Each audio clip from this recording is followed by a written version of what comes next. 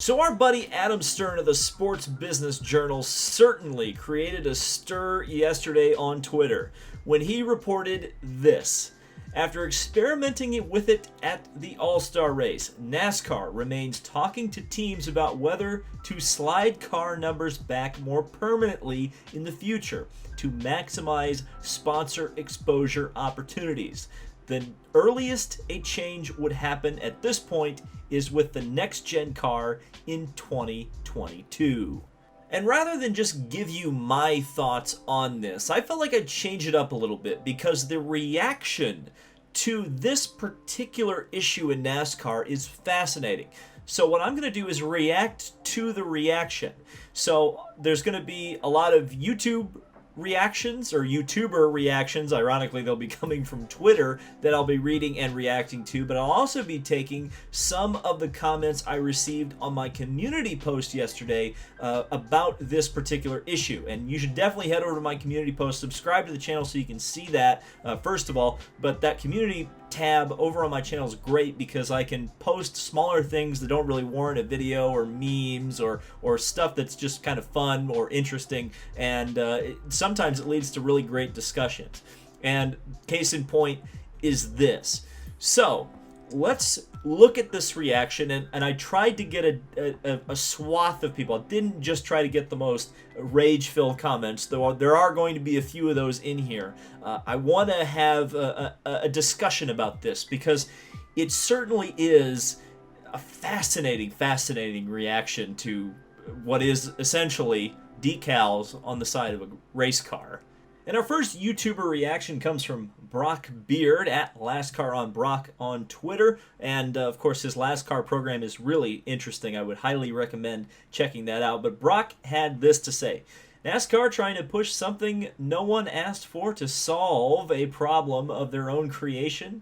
Color me shocked. Yeah, Brock, I definitely agree with you. This is definitely par for the course.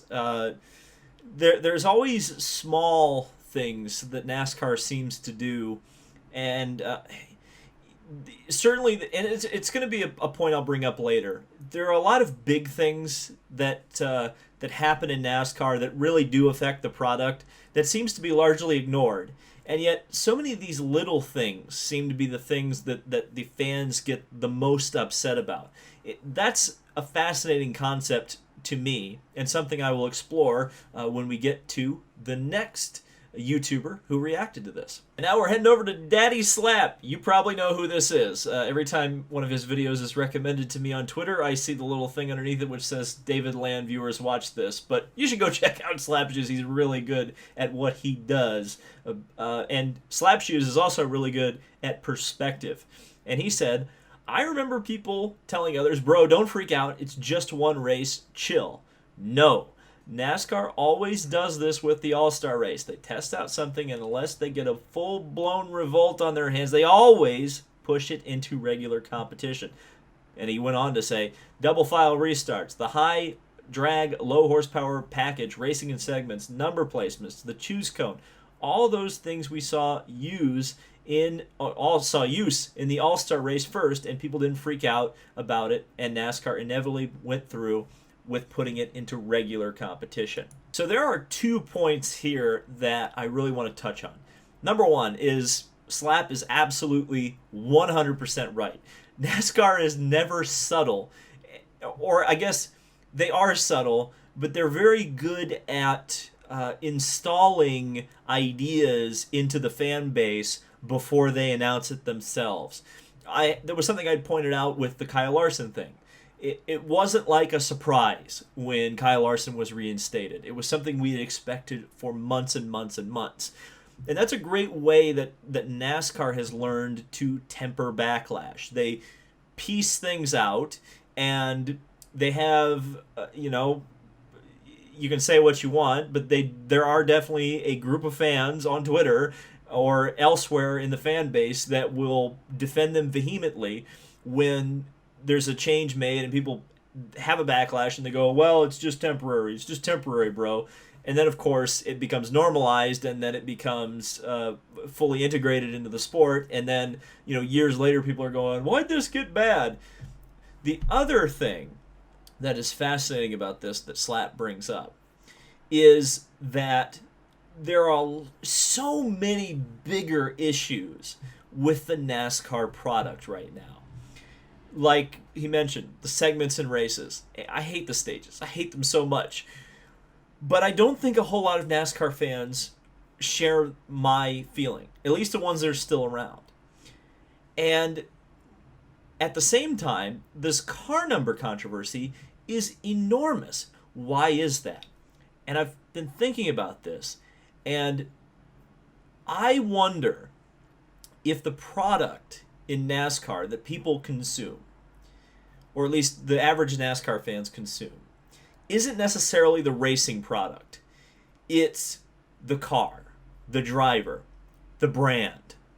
So, for example, if a fan likes Chase Elliott, they care about two things. They care about how cool his car looks, and they care about where he places in the race.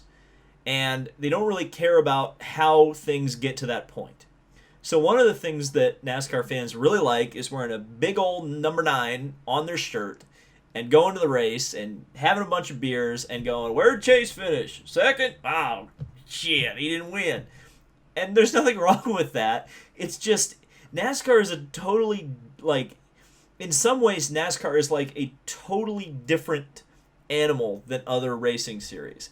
And I don't really know how to explain it better, but that is one thing that I notice and am beginning to really see is there's a totally different set of values for a lot of NASCAR fans versus a lot of different racing fans. I mean, IndyCar changes the number placement, every freaking year it seems, and nobody really bats an eye. But here, it's like World War III. Oh, Kenny Wallace. We've talked about Kenny Wallace before, but let's talk about him again. Kenny says, I think they should, referring to the number placement.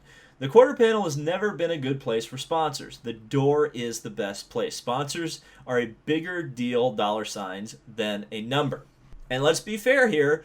Of all the people we've talked about right now, Kenny has the most experience with sponsors and selling to a race team or selling for a race team, owning a race team, participating in the sport.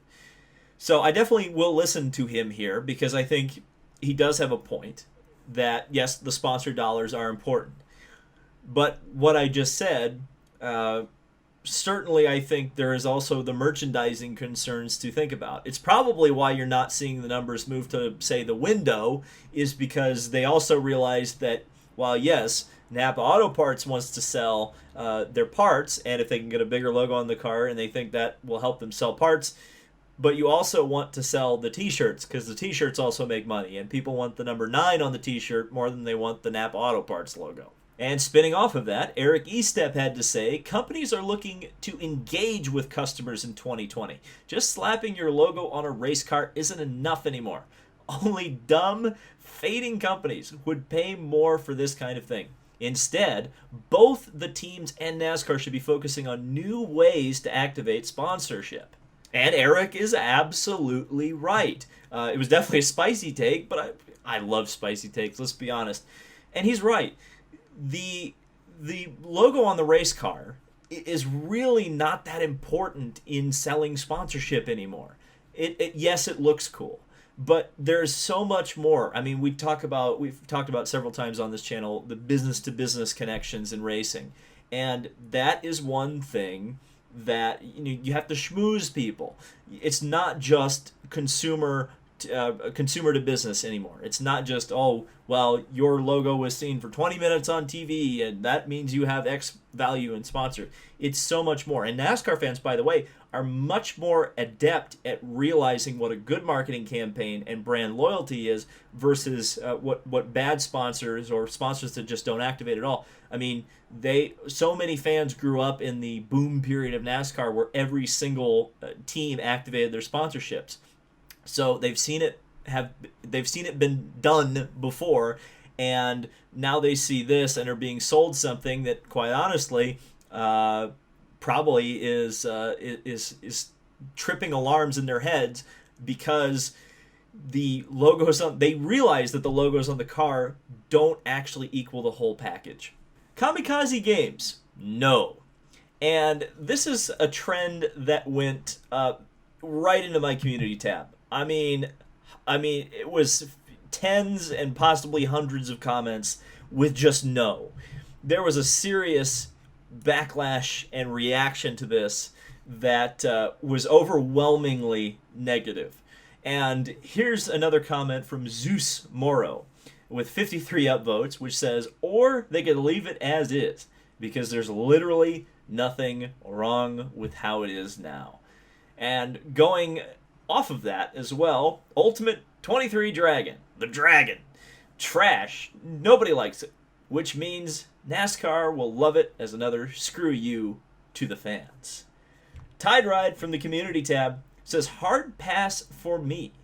The numbers have been on the door since the beginning. One subtle connection the modern cars can have to the true days of stock car racing. Jeremy Rogers says, I watch mostly supercars and sports cars now. This doesn't bother me at all. And actually, I had seen a concept, and I'll put it up on the screen a while ago, of a NASCAR stock car with the number on the window. And I thought it looked really good. Now, would every single paint scheme look good with the number on the window? Of course not. But I think I would also say that numbers that, there's paint schemes that don't look good right now with the numbers on the doors. So it's always going to be hit or miss. But I guess I will argue in the opposite direction now, that I do think that you could make this work. But I am interested by what Tide Ride said as well, because there is a lot of heritage in the numbers on the doors. And while virtually everything from the glory days of stock car racing is in the past, he's right. That is one thing that is stuck around. And so, as a traditionalist, I certainly understand that sentiment. JJ4824, isn't this what every motorsport does? This is probably the one motorsport where I look at the number of the car to identify the driver. I use the colors and the looks of the car to identify the driver in every other motorsport. I don't understand why everyone is complaining about this. Some of these NASCAR fans just find something to complain about and are just turning on the sport. It's really not a serious matter to already complain about when it's just being proposed. Your right to complain is justified if this action is taken and if it looks or is trash. Now, I will say this, it already has been on track. It was on track in the All-Star race.